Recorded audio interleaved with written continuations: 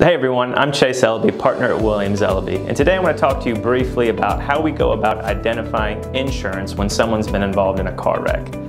The first thing we look for is the police report. This report has a world of information that's crucial to your case. In the police report, it's always going to list the at-fault driver's insurance information, whether it's Progressive, Geico, or State Farm.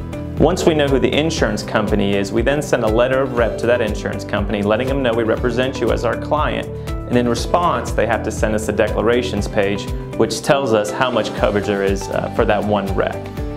The second thing we look at is who is the owner of the vehicle who caused the wreck. A lot of times the driver and the owner are different.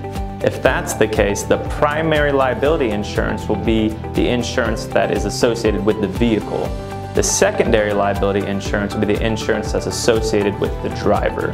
So if the driver and the owner are different, we will then send a letter to the driver individually asking them to provide us with their own auto insurance information.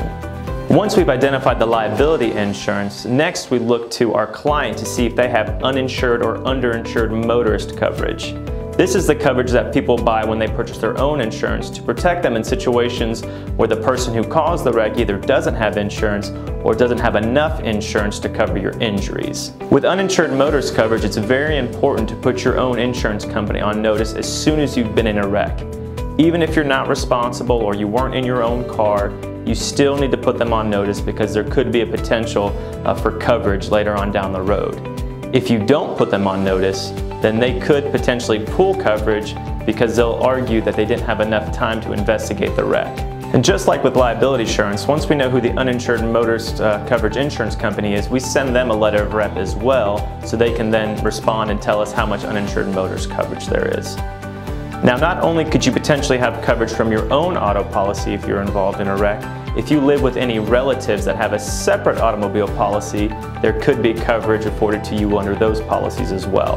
So I always ask my clients when they're sitting down and meeting with me who they were living with at the time of the wreck, because we'll want to put those insurance companies on notice as well of a potential claim.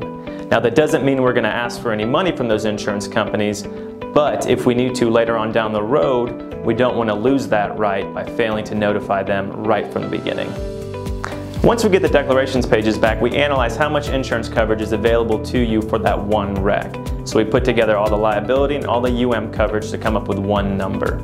As you can imagine, this can be very difficult and very confusing depending on how many policies are available, especially when you have to determine who would pay first in any specific situation.